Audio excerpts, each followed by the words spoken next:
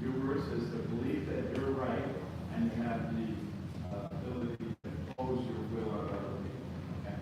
What is humility?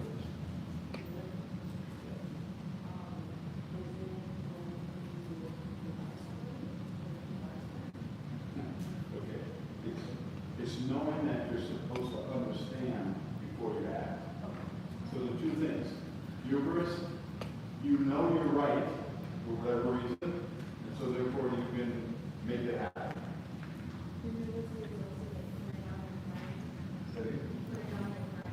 Yeah, well, I mean, it's all of those things. How do we think about those things as a leader? And now to make it real and local, okay? Where do we see this in the Virgin Islands? At the beginning. Where do we see these kinds of things happening in the Virgin Islands? Some people don't even like them. The reason why I say that is because I had a conversation with a friend community, and she mentioned about how people are so biased when it comes to different styles and so on and so forth, and quick to judge, and they think they're better than other people. And that's why I say some people down here. Not everyone down here, or just some. Well, see, and that's the point. It's never everyone. It's just some, but collectively, part of our democratic society is that we listen to the people. So it's all of your voices. It's the understanding. It's taking a small story that we have, it's, a page and a half, but it's so rich in context. If we think about it and say, how do we do this? So development, we talk about the territory now. It's the same thing that's happening in the MSBAC. Development versus heritage. How do we think about that? When we have houses and said that are crumbling, how do we protect that? They're owned by generations of families that they're not able to collaborate or have the money to fix them up. How do we think about preserving that and making progress? Tourism versus identity. Okay, we're tourism kind of could be the same comments. How do we think about our identity as Virgin Islanders? And when we're looking at the 6th Constitutional Convention that's happening right now, how many people are familiar with the Constitutional Convention? Okay. We've tried 5 times already, now it's the 6th time, and we're trying to come up so that we go out of the Organic Act of 1954 that governs us under colonial rules into saying that we have how many senators should we have? Should we have 15 senators that are at large and they don't represent the districts? Should we have less? Should the governor appoint the attorney general? Or should the attorney general be elected from the people? Should the governor appoint the judges that then judge the people? Or should the judges go for election? How do we do these things? Is all our now, and former Senator Richard is running that convention, and was supposed to report out last October, and now it's reporting out in another year. But those are important things, and you're going to get the vote to ratify this Constitution that goes forward. So it's shame on you if you don't get prepared and understand what is the Virgin Island. Okay? So who's the Virgin Island?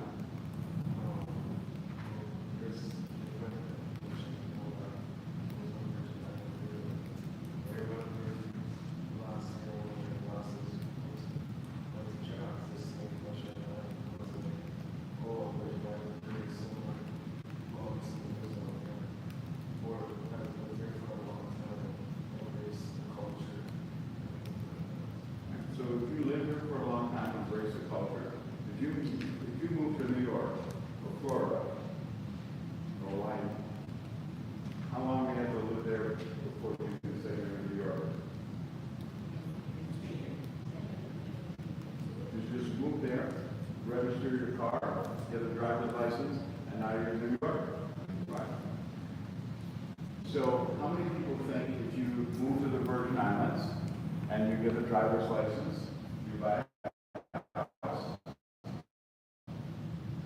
you live here for 5 years, are you a Virgin Islander? Oh, no. Oh, so it's different. How about, okay. So now, how about if you lived here 20 years? Yes. That's okay. How about born here? How about if you're born here, does that make you a Virgin Islander? What about, should you have certain rights and privileges if your family was here before transfer day, 1970? Does that make a difference? Yes, no? So what I'm saying is, how, depending on how we slice it, these are important things that are affecting us today. Those are the reasons why the last constitutional thing didn't get past the U.S. Constitution. So when we do that, our Constitution has to get ratified by the Congress. And they're not going for, hey, you know, we're not going to recognize you if you come to our territory and have been there 5 years, you're not buying here, you know, you can't do that. We have to figure that out. Okay? And it's really, I mean, I happen to be sixth generation, my family came in the Clendenin in 1790. So am I a Virgin Islander? If I, you know, what if I go to New York? Am I still a Virgin Islander or I'm not? It's here and there. How do you ratify this blocking of having to go through so many different people, but maybe if message gets lost along the way, put it in your book to go to a certain thing, then it goes to somebody else, they have to do this, and then it goes on to Congress, and Congress says, that was like this. Yeah. And then it comes back around and it goes again, just like what happened to the stadium in Venezuela. So how do you put your message in such a way that it is not, or easier to run? So it's right. So other than that, I'm asking questions. The answer though is in participation in the rules that we have here, not having the viewers being able to understand before you make a decision. So what I'm asking you to do when we have that example of how we are here or is to think about it. So what we're asking is dialogue, okay? Reason discourse among the constituents. This is a passport for leadership. Because you're leading a group. You're not the boss. You're not a king. You know, you're supposed to be leading. And as Dr. Chen said, you know, I've been in the United States Marine, and we lead from the front. You know, you have to take the risk and be out there and to be able to do that. So, I feel that. Okay, so I had a sociology class last semester, and one of the questions that I recall was why, as a Virgin Islanders, we are so open to allow people to be a part of our culture. For us, when we call the Virgin Islander, even though when we go to other cultures, they're more like protective of my culture. That's what it is. They want to be so willing and so open for us. So, I guess the ontological reference of the ontology of your history or past, of values. Remember, you know, we talked about this is Judeo-Christian, this is, you know, how do you look at the value of family, which is different in Hinduism, different in Shintoism, different in the different ways of looking at what is family, and how do we think of, you know, the afterlife and reincarnation, or all those different things are part of that process of that discourse. What happens in a multicultural environment is that we're made up in the Virgin Islands of multiple cultures from a long time. And we have, because of the reference of when we had Harvey Aluminum here and the refinery, and we had lots of people coming from down island, as we say, coming in here. And so now we have many different cultures. Okay? So we have Dominicans, we have St. Lucians, we've got Albanians, we've got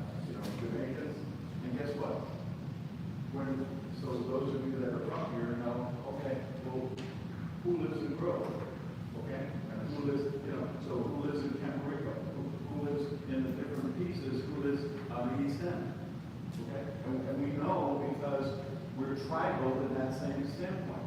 So when we look at Africa, when we go to Africa, you see these states and these countries that are post-colonial places. But if you go to Kenya, and you go to the Rift Valley, and you go to the Maasai, this is all Maasai land. They don't know that imaginary line between Uganda and Tanzania.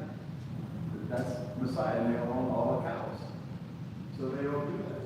So when you go to Africa and the west coast and the ECOWAS region, those countries, it's not just this is Nigeria or this is Ghana. You know, these are Igbo people, these are Ashanti, these are Fulani, these are the different tribes that people go through. So when people go and I ask them, well, name 5 countries in Africa, they can't do that. And they don't have a chance of naming the 400 tribes. So then when you come here and you say Virgin Islanders, okay, well, what about our tribes? Who are the tribes that make up the Virgin Islands? Just like if we look at Native Americans, who are the tribes that are on the continent? You know, the Onondaga Sioux, the Mohawks, and the Seminoles. There's all these different tribes that are there, the Sioux, the Olagagas, and people don't pay attention to that. But that's their reference of values. So that's what I'm trying to do in this case, is to understand those traditions and those values. So, to sum up, leadership is not about having the best idea. Okay? It's about allowing the people to make that idea work. So it's about people. So it's you're leading people, and it's not with Michael Obi that had a great idea, we couldn't make it work. Okay? So the thing is, for you, what is leadership? So we've been talking about it this morning. I want you to think about, for you, what is leadership? Okay? And then leadership is the ability to move forward, okay, without destroying what you don't yet understand. So it's knowing that you don't know. Or back to Socrates when he says, I know nothing. So how do you move forward without destroying what you don't yet understand? And the final question, okay? What belief do you hold so strongly that if you might become a dangerous leader if you're wrong? So you have to think about the things that you're willing to fight for. And what I'm asking you to do is to say, what if you're wrong? What's the implication of what would happen? So you have lots of strong feelings about lots of things. I'm not trying to change your attitude. What I'm saying is the quality of your attitude is as important as the quality of your work. You have to consider through the Eucharist, what if you're wrong? Okay? So leadership is not tested when things are clear. It's tested when you are certain and still choose to listen. So I've enjoyed my time with you this morning and afternoon. I'm not sure of your protocol. I'm sorry for going after a few minutes, but we're good. I'm happy to answer questions afterwards, after the classes, we got other classes and things like that. So my time is your time. I'm just happy to be here. But if there's any, we can ask questions now. Yes. Well, first, let's thank you. And as you're crafting your questions, the key part is to be able to connect this to the things that you've been exposed to, and then the things that you learned today, right? And the idea, especially here at the University of the Virgin Islands, specifically the Operating campus here in St. Croix, is to be able to let your voice be heard. But we've learned some new vocabulary. We saw that term hubris before, and you'll hear people say hubris. Some people say it with an H, some people say it with a silent, right? Just keep in mind that the intention is so that we recognize the different strategies of how we engage in leadership. How does that connect to communication? And I think between that 300-page book that you read this semester, and the type of reading notes that you've been composing, the type of activities that you've been engaged in, and visiting and touring most of the time. I think that you are able to develop some questions, and even if you do not get a chance to answer your question today, make sure you write it down, because I will definitely email them to Professor Clendenin. Do we understand that? So we are writing questions. Yes. Anyone have something really pressing? Oh, fantastic. Go to wait, one second. Okay, the question is, as a leader, what would you do if you train but everything doesn't work out? Okay, me? Well, you can speak in general. So the point is that, I think I'm an athlete, okay? So I grew up competing, and I'm still competing on the Rubenounce National Track Team, Masters over 75 division, and I throw the hammer shot, the javelin, distance, and that's why I have the distance person here. And last year I qualified for the ball tournament standard, and I'm in the top 10 distance throwers in the United States. But the point is, how many times you get knocked down? It's all about getting up. So you get knocked down, you don't get your way, you get up. In the morning, you get up, you make your bed, you do your push-ups, and nobody can do your push-ups for you. So the point is, you have to make a personal choice of excellence. And I said before, the quality of your attitude is as important as the quality of your work. You have to have the attitude that says, I'm going to persevere. I'm going to do that. Now, I'm going to share something with you that some people go and say, oh, see, he was born with a silver spoon in his mouth. You know, he went to Harvard Business School. He was a professor at Harvard. He's hot. He's a Marine colonel. You know, he got a Seneca farmer and said, I'm not like that guy. Okay? What was your average in high school as a sophomore? Okay, 3.2. So go back to your sophomore in high school. How many people had a 3.0 or over?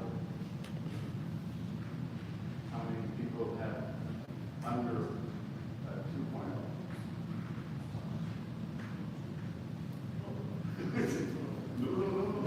Okay, you know what my average is in high school? What do you think? As a sophomore. I'm a number system, like 1 to 100. 85?